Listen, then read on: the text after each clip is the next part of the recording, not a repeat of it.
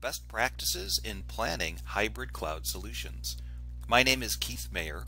I'm a senior technical evangelist at Microsoft for private cloud, public cloud, and hybrid cloud solutions that leverage Windows Server 2012 R2, Hyper-V, Windows Azure Infrastructure Services, and Microsoft System Center 2012 R2.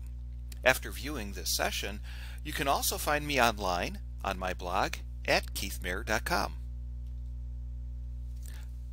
Now, throughout the sessions that are part of this hybrid cloud series, we've been discussing Microsoft's Cloud OS hybrid solution.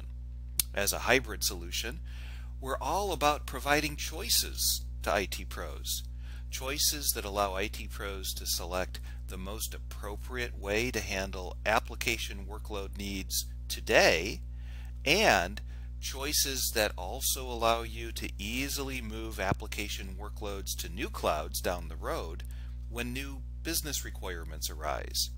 Our hybrid cloud solution provides the ability to define and leverage private clouds in your existing on-premises data center side by side with public cloud platforms such as the Windows Azure Cloud Platform as an extension of your on-premises data center when additional capacity and scale is needed on demand to support application workloads. In addition, our hybrid cloud solution can also incorporate hosted clouds, clouds that are supported by service providers that are part of our Cloud OS network. Microsoft System Center 2012 R2 provides a unified management tool set across all these clouds, whether they're private or public or hosted clouds, so that you have a consistent experience for provisioning, managing, monitoring, protecting, and automating application workloads across all of the clouds that are part of your hybrid cloud strategy. So in this session, we'll be discussing planning hybrid clouds. We'll be reviewing tools, reference architectures, and additional resources that you can leverage to easily get started and help prepare yourself for a successful hybrid cloud rollout.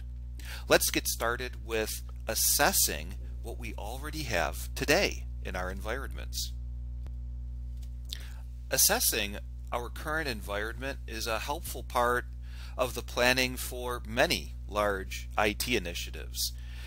It certainly applies when we're planning to migrate to a hybrid cloud as well, because it helps prepare a baseline of what we already have today and help determine which applications are well suited to migrating to our clouds and provide initial input into how to approach that migration.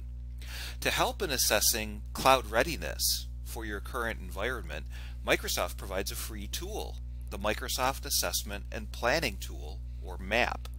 MAP is an agentless tool. It can be installed and leveraged very quickly because it relies on the current management interfaces for discovering existing computers, performing an inventory and assessment.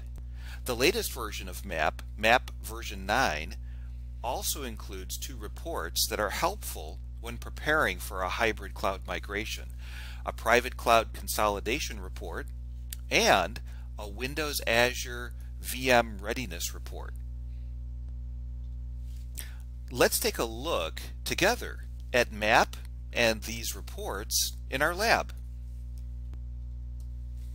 Okay, so here we are in our lab. I've already installed the Microsoft Assessment and Planning Toolkit, and I've brought up the Inventory and Assessment Wizard as one of the first steps in getting started with an assessment of our current environment. The first piece of information that I'm prompted for is to select one or more inventory scenarios. The inventory scenarios allow me to target specific workloads or capabilities within my existing environment that I wish the MAP tool to look at. It can include Windows computers, Linux or Unix computers. It can even include competing virtualization platforms like VMware. From a software standpoint, it can also interrogate not just the operating system configuration, but also the application workloads for select applications such as Active Directory, Exchange, endpoint protection, link, and SQL Server. It can also interrogate the current configuration of Oracle database servers if you're in the process of planning a migration to SQL Server. And it has a Windows Azure platform migration scenario as well that's really useful when we're looking to assess the readiness of being able to quickly move some VMs up to Windows Azure to take advantage of the capabilities in terms of scale and availability of the Windows Azure Cloud Platform. So I'm going to select the relevant inventory scenarios for my environment, and I'll click the Next button. Because MAP is an agentless tool, it's going to prompt me for which existing management interfaces to use for discovering computers that correspond to any of the inventory scenarios on the prior page. It defaults to using Active Directory, but it can also use standard Windows networking protocols. It can use Config Manager if you have that in your environment. It can scan an IP address range, or you can simply tell the MAP tool manually which computer names or import a file of computer names you wish MAP to be able to scan through. I'm going to select the default of Active Directory. I'll click the Next button, and then I'll specify my Active Directory credentials for allowing the MAP tool to authenticate to Active Directory and identify all of the domain joined computers. I'll click Next again, and I can optionally specify a portion of my Active Directory forest for MAP to focus on for its discovery. It's going to default to finding all computers in all domains, containers, and organizational units, but I could certainly use the second option if I wanted to specify just a subset of my Active Directory forest. I'll go ahead and click Next. Now for each of the inventory scenarios around Windows, around Windows Azure, around SQL and whatnot, MAP is also going to ask me for computer credentials. The computer credentials allow MAP to authenticate to those computer management interfaces with administrative access so that it has the ability to collect inventory statistics as well as performance statistics. Once I've entered in each of my credentials, I'll click Next. And if I have multiple credentials for each inventory technology, I can even for the most commonly used credentials throughout my environment.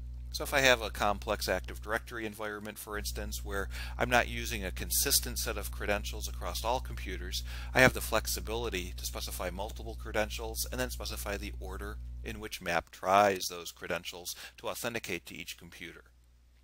I'll go ahead and click Next. I'll get a summary of what MAP is going to do for me. Now the inventory process can take a little while because it does have to connect to each computer, bring in its current inventory information and performance information, but it's a pretty thorough process considering that no agents are used for that collection. Once the inventory process completes, I then have the ability to run one or more analysis reports against that inventory data.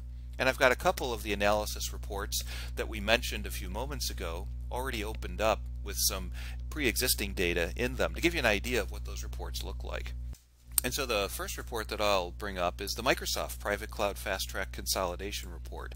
This is a really useful analysis report that MAP can generate based on the inventory data that it has accumulated to give us a view into recommendations for consolidating the set of machines we collected inventory into onto a set of virtualization hosts, either with a base configuration or with a maximum configuration that we can specify thresholds around, so that we have an initial view into how well we can consolidate virtual machines across our private cloud before we've actually begun implementing our private cloud. So a real useful report from that standpoint. Now the other report that's really useful for hybrid cloud planning that MAP can also generate is in a Windows Azure virtual machine sizing results report, where it takes that same input of the inventory of our current virtual or physical machines in our environment. It looks at their utilization and configuration and then provides recommendations around Windows Azure machine size, VM size that could be configured on Windows Azure, as well as estimates of compute usage, network usage, memory utilization, and whatnot that would factor in to helping us plan out which of the virtual machines in our environment are going to be most cost effective in moving up to a Windows Azure public cloud model. So another really useful report. Now, in addition to assessing our current workloads in our environment for cloud readiness, geographic diversity is also a strong consideration for many organizations. And Windows Azure has a tremendous amount of flexibility in this area through the Windows Azure Global Footprint. You see, Windows Azure, as a public cloud infrastructure, allows even single site organizations to take advantage of our Windows Azure data centers. We've got 4 data centers within the United States today running Windows Azure infrastructure services. We've got 2 in Europe, and we've also got 2 in Asia. Each of these data centers are located more than 400 miles apart to meet the disaster recovery distance requirements that many organizations have in place. And it allows organizations that today may only have a single data center location or perhaps a few to be able to leverage the global scale of Windows Azure to support both a worldwide audience as well as provide some built-in disaster recovery protection. If you're interested in seeing more details about our global footprint today, you'll find the link down at the bottom of the slide, a handy resource for you after today's session. In addition to our current Windows Azure data centers in these 8 data center regions, we also have plans over the next year for bringing online 2 additional data centers in Australia, 2 additional data centers in mainland China, and 2 additional data centers in Japan as well. And then on top of those infrastructure services data centers, we also have a set of approximately 20 additional data center locations that are used for caching frequently accessed content worldwide throughout our Windows Azure content delivery network. As we look to scale these Windows Azure data centers, certainly physical scalability becomes an issue, and our data center team has gone through several generations of data center designs to come to the point of having a very modular approach to growing the size and capacity of our data centers.